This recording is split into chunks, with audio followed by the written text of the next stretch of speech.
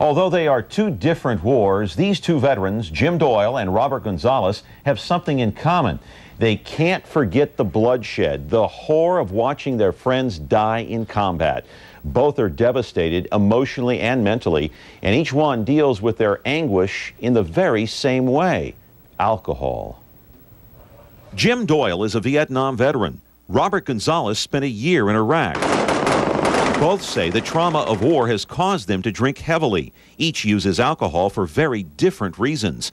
Doyle tries to forget. But I'm always battling that urge to do something to alter my consciousness so that I don't have to be aware of Vietnam, Iraq, Afghanistan, wherever it is, and the loss, the tragedy, and the horror of war.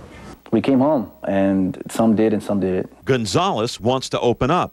People always say you drink to forget, and some don't. I find that you drink to remember. It's a lot easier to open up, you know, because you get that alcohol in you, and it's a lot easier to open up and express how you feel. And Gonzalez has a lot to tell. How he blew out his knee dodging bullets in Iraq, watching his fellow Marines being shot and in some cases killed. After a few drinks, the raw emotion comes gushing out. Yeah,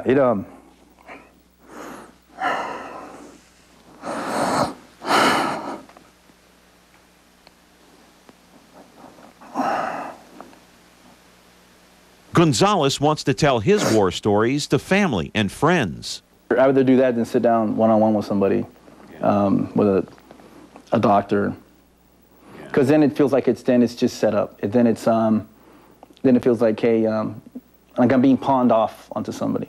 On the other hand, Doyle, while in Vietnam, was nearly blown to bits trying to go through a booby trap. And he lives with the day-to-day pain of shrapnel inside his body. Well, it's in both legs, my ass, my back, and my arms. Okay, is it in your arm, forearms? Yeah, and it's, in fact, if I put my glasses on, I can probably point a little one out. There's one right there that's getting ready to pop out. One right there, yeah. And so, Doyle's been using alcohol for 35 years to forget the shrapnel, the machine gun fire, the bombs, the bloodshed. Fleeing is fleeing into a bottle or hiding in the house and just not going out of the house for days at a time. It's a chronic, sometimes very acute problem. And you've done that? You've stayed indoors in your house for days and weeks at a time? Yeah, sometimes I've never even gotten out of my pajamas. For Jim Doyle, Vietnam was his first battle. His second began when he arrived back home in January of 1970. That's when he quickly found out how unpopular the war was and how much he was despised for being a part of it. Although he wasn't spit on like many Vietnam vets, he was ignored. It was like nobody even noticed I existed. I was invisible. That was my first inclination that something's wrong here, is people ignored me. By contrast, no one ignored Iraqi troops arriving home, including Gonzalez. People walk up and ask.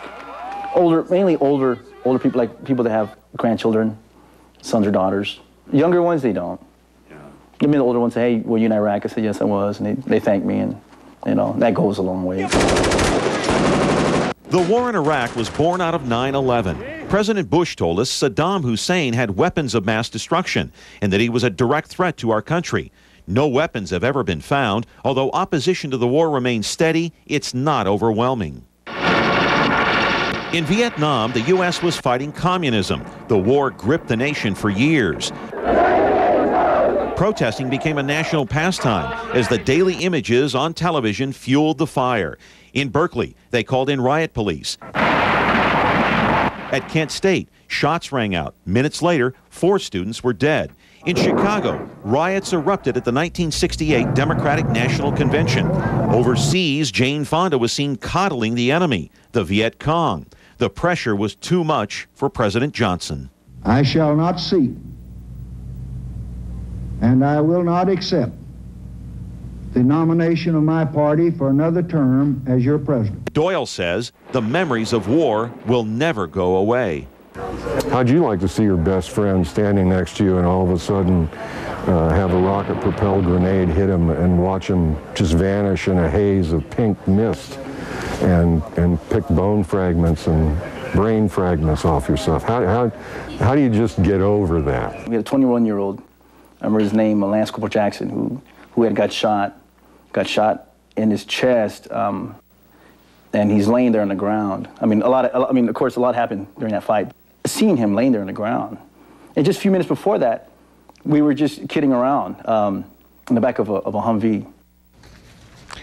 Now, Robert Gonzalez told me that although he uses alcohol to try to remember and talk, he's not an alcoholic, and he doesn't know if he'll be going back to Iraq anytime soon. As for Jim Doyle, he's been back to Vietnam, and he's going back again at the end of this month.